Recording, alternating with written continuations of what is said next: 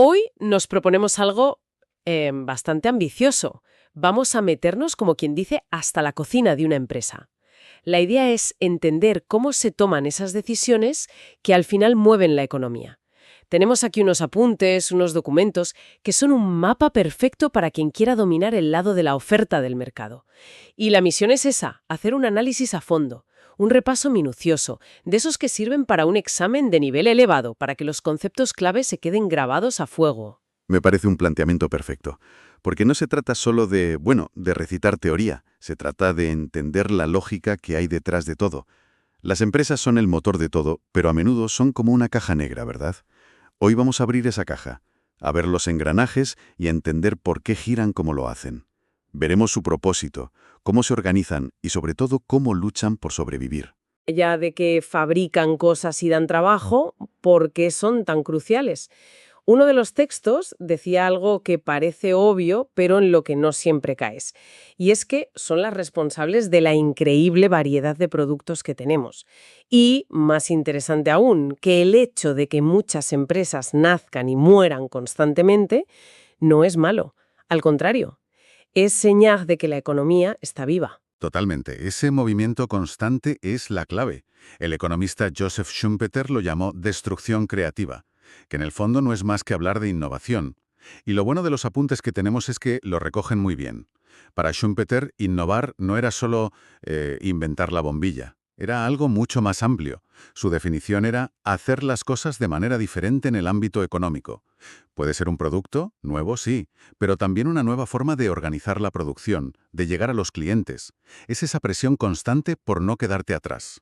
Claro, es una especie de innovar o morir, ¿no? Pero si eres una empresa, ¿cómo gestionas esa presión?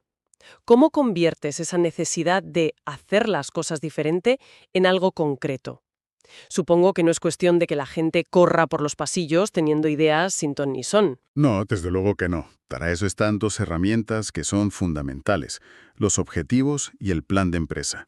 Los objetivos son el qué queremos conseguir, y no todos son iguales. Los textos proponen una clasificación muy útil. Por un lado, según el tiempo. Tienes objetivos a corto plazo, como la campaña de Navidad, que es para allá, y a largo plazo como ser líder del mercado en 5 años. El corte suele ser un año. Y claro, también importa el alcance. No es lo mismo un objetivo para la tienda del barrio que para una multinacional. Exacto, ese es el criterio de territorialidad. Locales, nacionales o internacionales. Y por último, el de funcionalidad.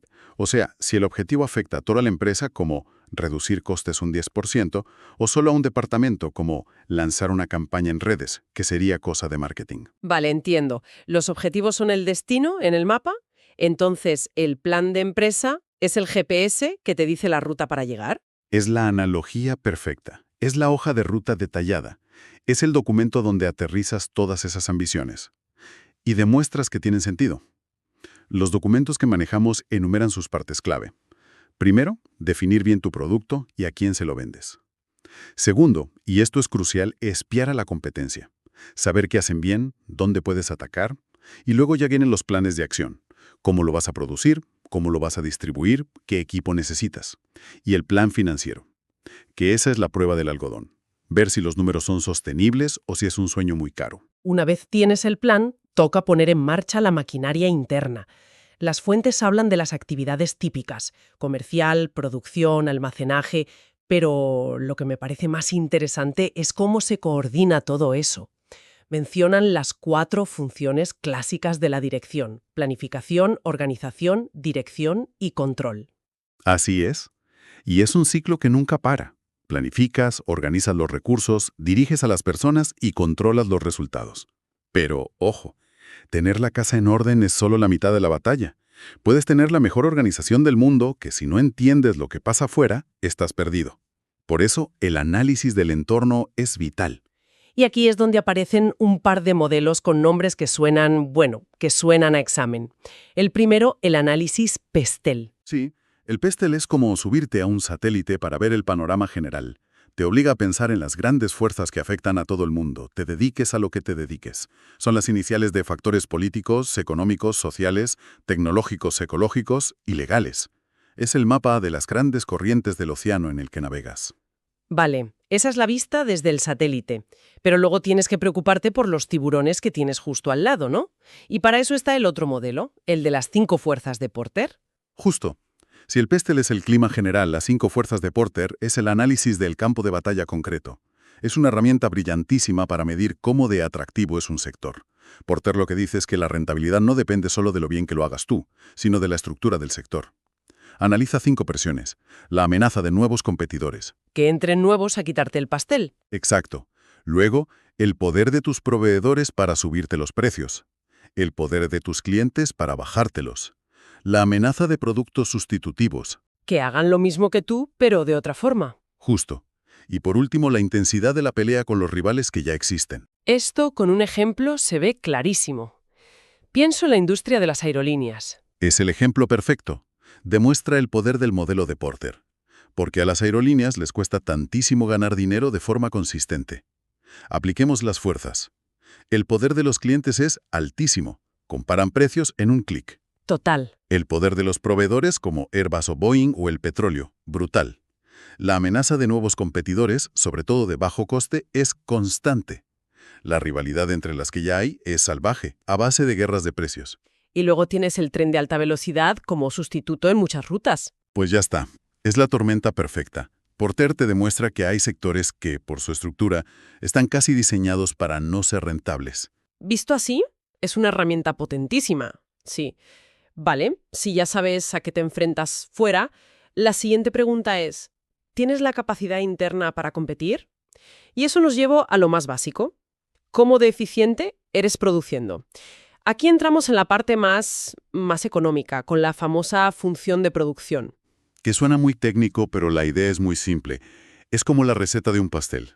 Te dice cuántos pasteles, el producto, puedes hacer con una cantidad de harina, huevos y horas de horno, que son los factores de producción. Y para medir esa eficiencia, las notas introducen 3 conceptos: producto total, marginal y medio. Exacto. El producto total es fácil, el número total de pasteles. El medio también, el promedio por cocinero, por ejemplo. El que es realmente interesante, el que ayuda a tomar decisiones, es el producto marginal. Es la pregunta, ¿cuántos pasteles adicionales consigo si meto a un cocinero más en la cocina? Y aquí es donde la cosa se pone interesante de verdad, porque esto nos lleva de cabeza a una de las leyes más famosas de la economía, la ley de los rendimientos decrecientes. La idea es casi de sentido común. Totalmente. Imagina esa cocina. Contratas un cocinero, produce 10 pasteles. Contratas a un segundo, se ayudan, se especializan un poco y entre los dos hacen 25. Genial. El segundo cocinero ha añadido 15 pasteles, él solo. Exacto. Su producto marginal fue de 15. Pero, ¿qué pasa si sigues metiendo cocineros en la misma cocina, con el mismo horno? Al principio ayudan, pero llega un punto en que empiezan a estorbarse, a chocar. A tener que esperar para usar el horno. Justo. El quinto cocinero a lo mejor solo añade 5 pasteles más a la producción total. Y el sexto o quizás solo 2. Ese es el rendimiento decreciente. Cada unidad adicional de un factor te aporta menos que la anterior porque el resto de factores, la cocina, se mantiene fijo. Un momento, una pregunta. Esto parece muy lógico en una fábrica, donde el espacio es limitado. Pero, ¿se aplica igual a una empresa de software? Añadir un programador más no parece que estorbe físicamente, ¿o sí? Es una pregunta excelente, porque nos obliga a matizar. En una empresa de software, el espacio no es físico, es de coordinación. Al principio, más programadores aceleran el proyecto, pero si añades demasiados, el tiempo que se pierde en reuniones, en coordinar el código, en corregir errores, puede hacer que el aporte de cada nuevo programador también sea decreciente. La ley se cumple, pero el factor fijo es más abstracto. Es la capacidad de gestión del proyecto. Entendido. Ahora, las notas hacen una distinción importante entre esto y los rendimientos de escala. ¿Cuál es la diferencia? La diferencia es fundamental. En los rendimientos decrecientes, aumentabas un solo factor, los cocineros, manteniendo el resto fijo. En los rendimientos de escala, la pregunta es, ¿qué pasa si lo aumentamos todo a la vez?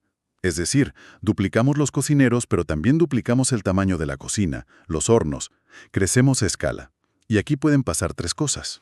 A ver. Primero, rendimientos crecientes de escala. Duplicas los factores y la producción aumenta más del doble.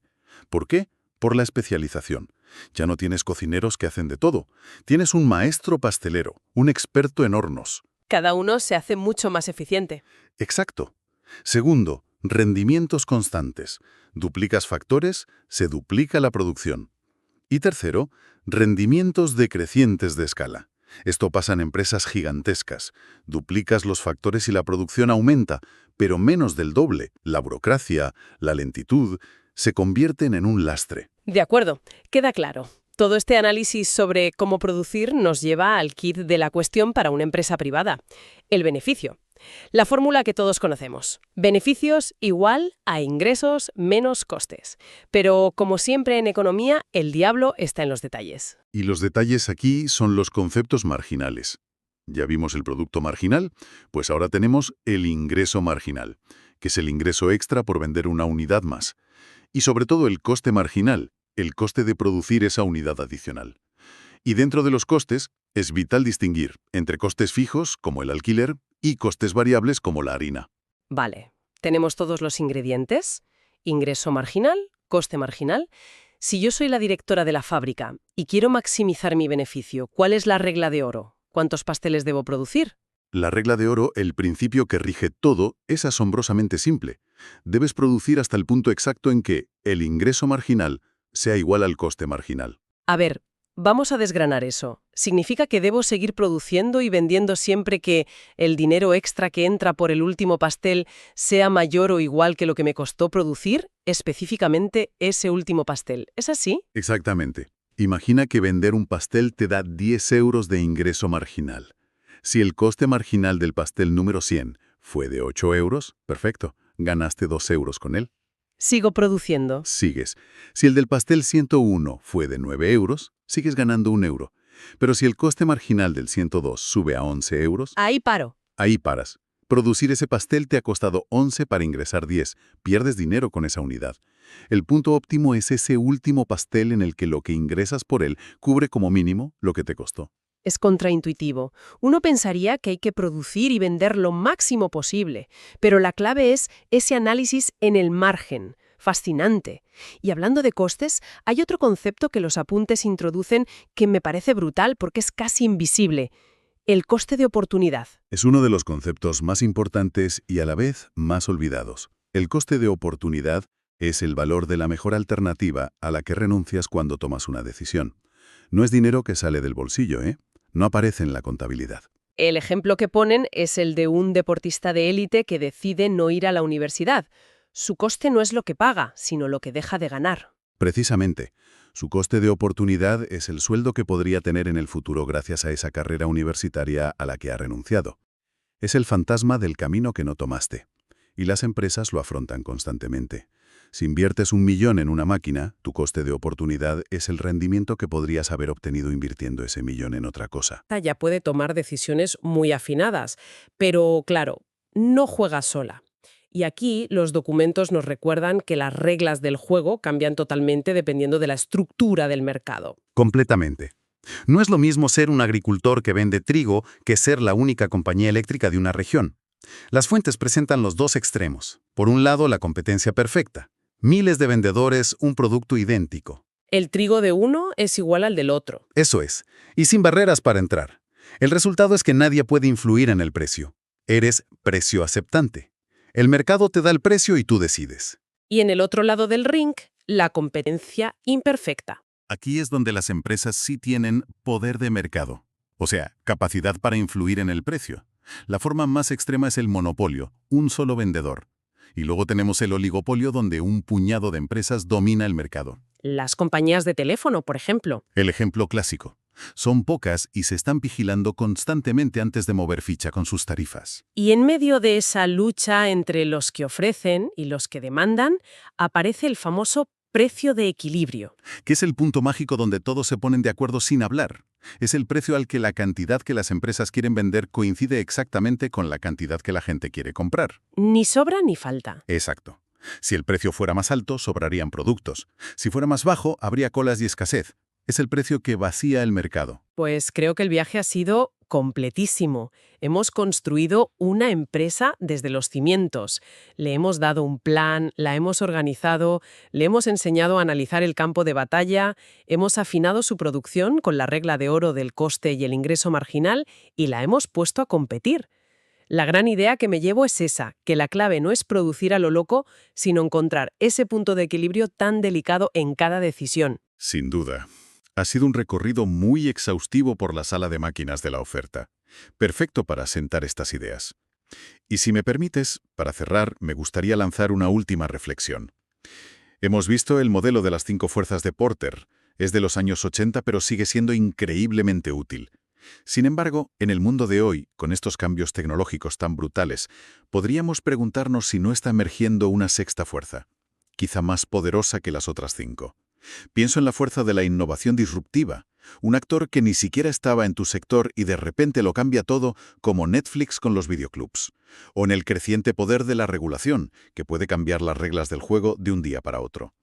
Es una buena pregunta para seguir pensando, más allá de los modelos clásicos.